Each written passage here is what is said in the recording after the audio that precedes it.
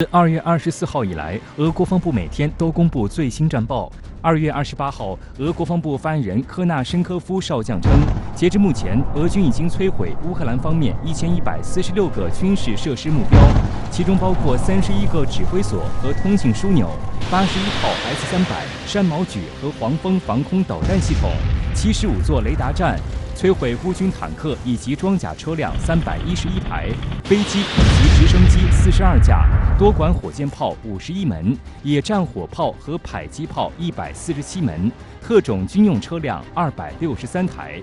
综合各方表态和俄媒体报道的消息，俄军这次采用了多兵种联合作战的方式，对乌克兰展开特别军事行动。首先是使用精确制导武器进行开路。 快速摧毁乌方军事力量的中枢神经和海军、空军与防空力量，为后续作战奠定基础。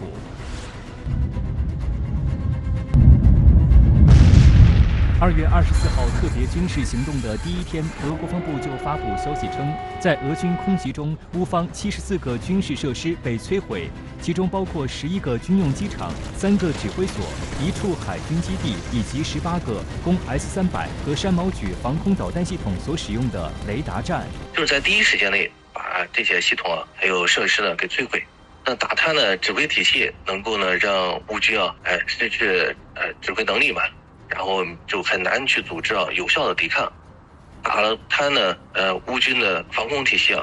自己呢就可以掌握制空权。特约评论员石红指出，俄军的首波空袭战术在很大程度上达成了自己的目的，也让外界看到了他比较强的精确打击能力。事实上，二战后以来的这么长时间里，精准打击战术除了尽可能摧毁对方反抗能力以外，还能很大程度避免造成平民的伤亡。 俄军整个用精确制导武器的能力还有效果是很不错的，在非常大的程度上降低了这种负担损伤。而且呢，俄军在规划目标的时候，它是经过了精心选择的，打的都是乌军的这些军事目标，对于民用的目标的这种损伤是实现了非常小。 俄罗斯对乌克兰展开的特别军事行动，外界对远程精确空袭乌克兰高价值军事设施的举动高度关注。有观察指出，俄军在此次的行动中几乎把现役海陆空平台上的所有精确制导武器用了个遍。那么，都有哪些打击利器投入了使用？这些武器各自有怎样的特点和打击能力呢？ 在俄军进行特别军事行动之初，俄军动用的精确制导武器主要是陆基近程导弹以及空射巡航导弹。其中，陆基近程导弹主要是令北约国家都十分忌惮的伊斯坎德尔 M 战术弹道导弹和伊斯坎德尔 K 巡航导弹。根据此前披露的数据，伊斯坎德尔 M 弹道导弹最大射程约480公里，其弹道比较。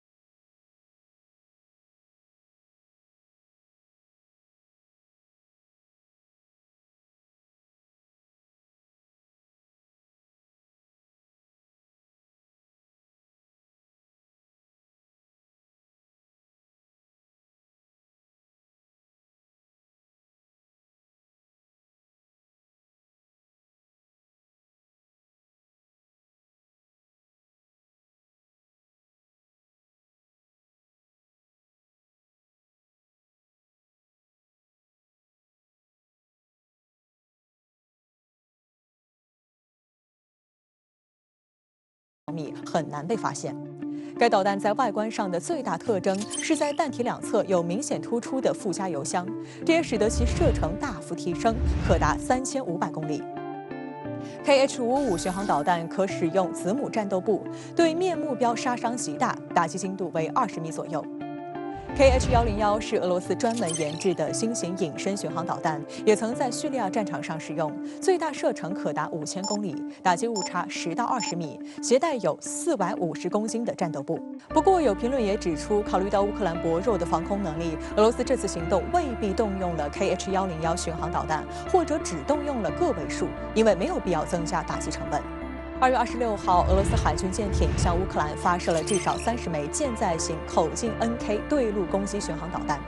俄黑海舰队的3艘11356R 型格里戈罗维奇海军上将级护卫舰，4艘21631型豹图 M 级小型导弹舰，3艘22160型巡逻舰向乌克兰境内密集发射口径 NK 巡航导弹，摧毁了不少乌军高价值目标。值得指出的是，这已经不是口径巡航导弹的首次实战。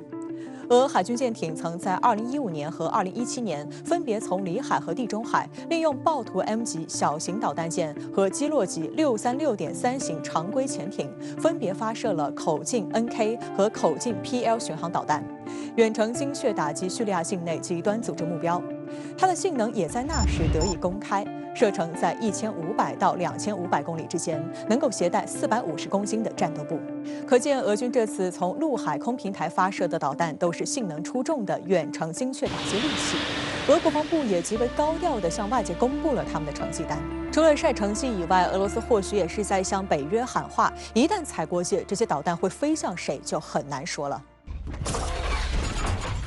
特约评论员石红指出 ，KH-555巡航导弹在此次特别军事行动中贡献颇大。KH-555空射的巡航导弹嘛，那这种导弹的话射程很远，那它呢是在俄罗斯境内就可以用图95或者是图160战略轰炸机去进行发射，而且这种导弹可以打遍乌克兰的全境，应该说，在乌军整个面临空中打击的时候。其实KH-555呢是发挥了很大的作用的，因为像乌克兰西部的很多基地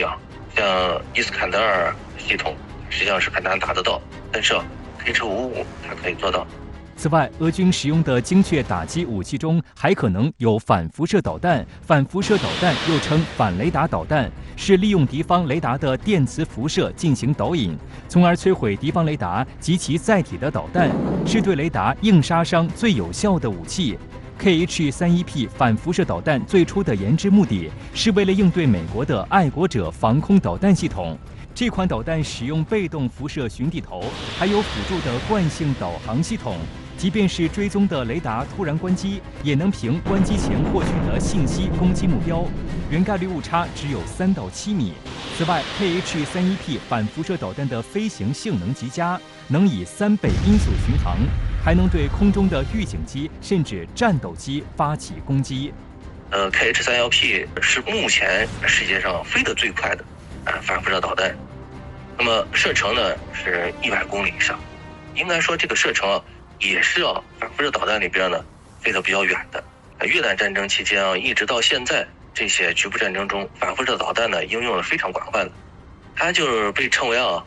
花眼手术刀，一下子就把对方的这些雷达全部给打掉。那像防空导弹嘛，之所以称为导弹，那就是要雷达呢去控制的。不过导弹呢，它没有雷达控制，整个呢就没有任何作用了。不过，从俄乌双方的交战情况来看，乌军还是能够用 S-300和山毛榉对俄军飞机构成威胁，说明乌克兰军方的雷达系统以及防空系统还是发挥了作用。俄军并没有完全把乌军的防空系统给摧毁。对此，特约评论员石红认为，俄军精确打击武器表现不俗，但是使用的数量并不够，也对俄军这场特别军事行动产生了负面的影响。外界原本以为的闪电战并没有出现。俄军的精确制导武器的使用还是呢偏少，一个是种类少，第二个呢就是数量少。俄军进行精确打击的这些范围也好，还有呢它使用的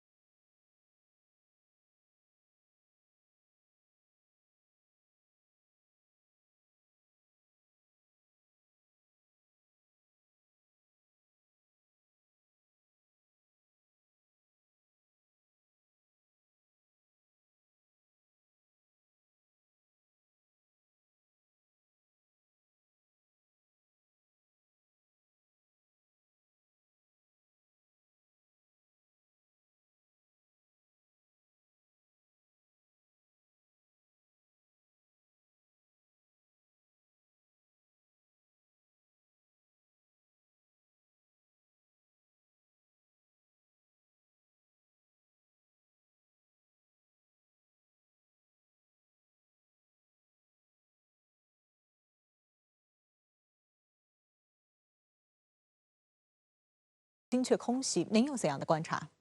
我们看到呢，他报道的消息呢，这些精确制导武器主要是把这个乌克兰呢几百部的雷达都给打掉了。为什么呢？因为现在的战争是信息化条件下的战争，所以当你的这个导弹把对方的雷达打掉以后，就是等于对方处于一个瞎子的位置。因为我们讲，你无论对空搜索、对海搜索，都是要靠雷达的啊，所以它的这种导弹的数量啊，打击的主要是要害的目标，主要呢使就是俄罗斯的军队可以快速的推进，而且使自己减少伤亡。俄国防部在第一天宣布摧毁了74个乌克兰军事设施，第二天这个数据就增加到了118个。请教一下蓝先生，这种战果除了使用先进制导武器以外，还要依靠哪些力量的支持呢？它这种制导武器是有一套系统来支撑它的，就是说的话，如果是打击固定目标，那么它这个俄军这边的话，要先把这个在战前通过侦察或者是情报的话，把这个乌克兰军队的所有的这个固定目标的这个坐标点的话，都给这个弄清楚，而且是100%准确。这样的话，才能够第一波的话就用这个制导武器把这个目标给炸毁了。如果是他要打击移动目标的话，可能乌克兰军队内部的话，一个是可能有内线，另一个的话可能是俄军的潜伏的部队或者是侦察兵、特种部队，那么已经是到了这个乌军的这个开进或者是机动路线的附近，那么他就可以这个用制导武器来攻击他正在活动的目标，比如说车辆。到目前来看的话，俄军打击的这个地面目标的话，还是主要是以固定目标为主。那么移动目标的话，它这个出手的时机的话是比较少。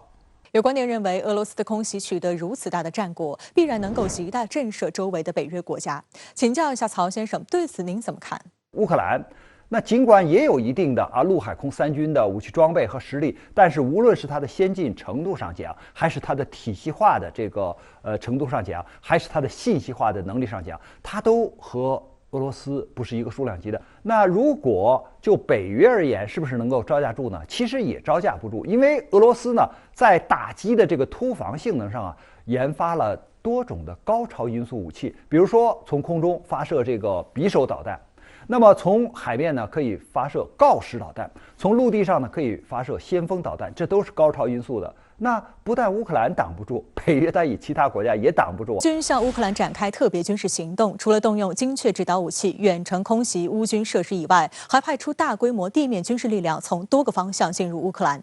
双方在乌克兰首都基辅、第二大城市哈尔科夫等地接连展开激烈交锋。那么俄军在行动中采用了哪些战术？空降兵王牌快速机动、摩托化装甲部队挺进，为何没有达成闪电战效果？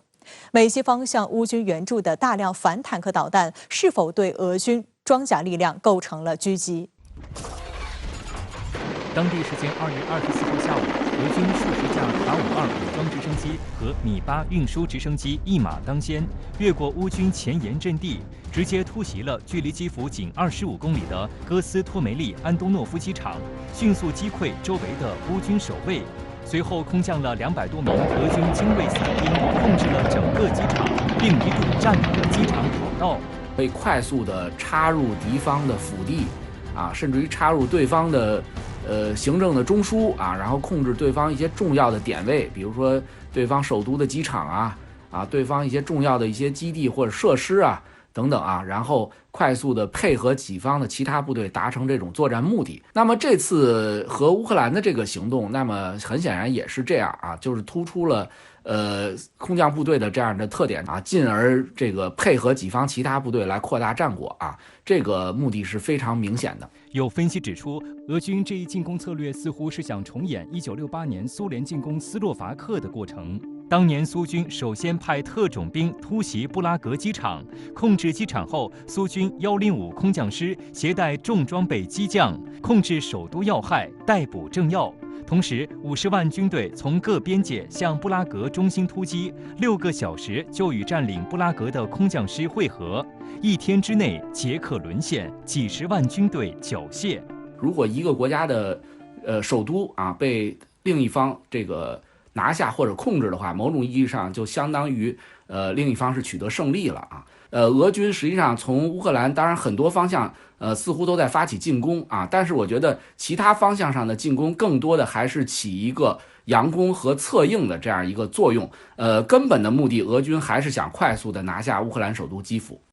不过，在当天夜里，乌克兰军队派出了拥有重武器的援军赶到了战场。第二天，乌克兰方面就宣布，经过一夜激战，乌军又重新夺回了机场的控制权。这次的交锋可以说为俄军后续行动造成了较大的影响。尽管俄军空降主力还是快速占领了乌克兰境内众多关键据点，宣称封锁了基辅西部。目前来看，双方还是进入了地面持久战。俄罗斯展开特别军事行动之初，地面装甲部队挺进迅猛。2月25号，俄军4个集团军、1个近卫坦克师投入作战，发动前行攻势，从白俄罗斯境内出发，进入乌克兰日米托尔、切尔尼戈夫2州，然后向基辅合围。乌克兰军方也在脸书发文指，乌军在基辅以北45公里的杜姆和80公里的伊万科夫两地与俄装甲部队作战，并指那里有俄军装甲部队。